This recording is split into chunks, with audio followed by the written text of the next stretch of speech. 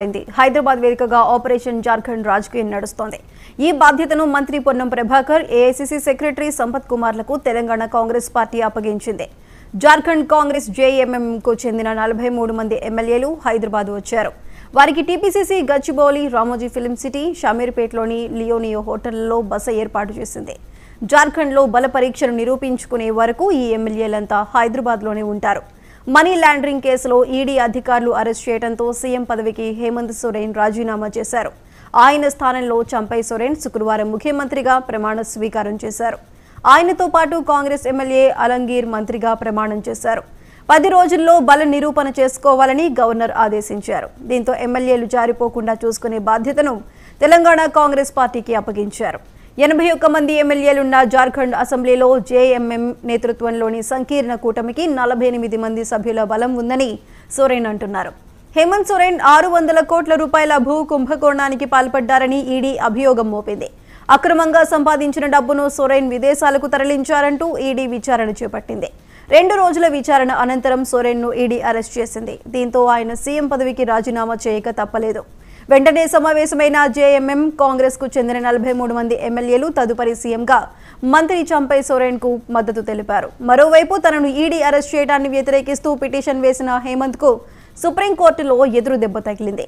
జార్ఖండ్ హైకోర్టును ఆశ్రయించాలని సిజేఐ చంద్రచూడ్ ధర్మాసనం సూచించింది. ఎక్కడో ఉత్తరాదిన ఉన్న జార్ఖండ్ రాష్ట్ర రాజధాని రాంచీలో జరుగుతున్న రాజకీయ పరిణామాలు తెలంగాణలో కలకలం రేపటం ఆశ్చర్యం కలిగించడం లేదు.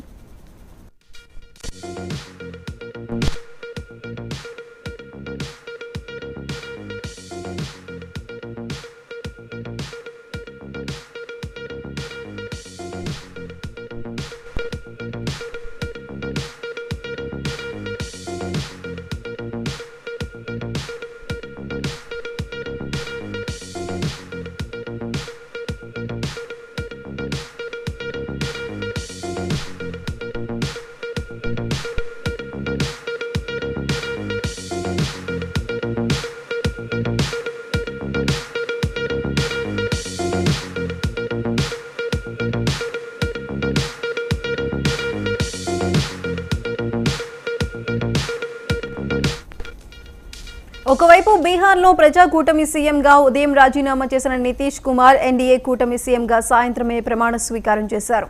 ఆయనను బల నిరూపణ చేయాలని బీహార్ గవర్నర్ ఆదేశించలేదు. జార్ఖండ్లో మాత్రం సీఎం మారిపోగానే బల నిరూపణ చేయాలని గవర్నర్ ఆదేశించడం విశేషం.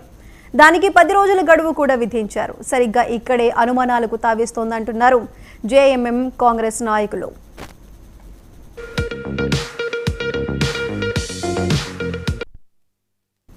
మహారాష్ట్రలో శివసేన, ఎన్సీపీ వంటి పార్టీలని చీల్చిన కమలనాథులు జార్ఖండ్లో జేఎంఎం కాంగ్రెస్ ఎమ్మెల్యేలను తమ వైపునకు తిప్పుకుంటారన్న భయంతో వాళ్లను కాపాడుకునే బాధ్యతను కాంగ్రెస్ పార్టీ పైన వేసుకుంది.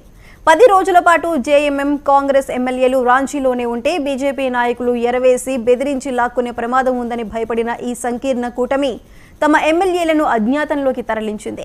దానికి సుదూరంగా ఉన్న హైదరాబాద్ నగరాన్ని సురక్షితమైన వేదికగా ఎంచుకుంది. వెంటనే 2 ప్రత్యేక చార్టర్డ్ విమానాల్లో 43 మంది ఎమ్మెల్యేలు హైదరాబాద్కి వాలిపోయారు.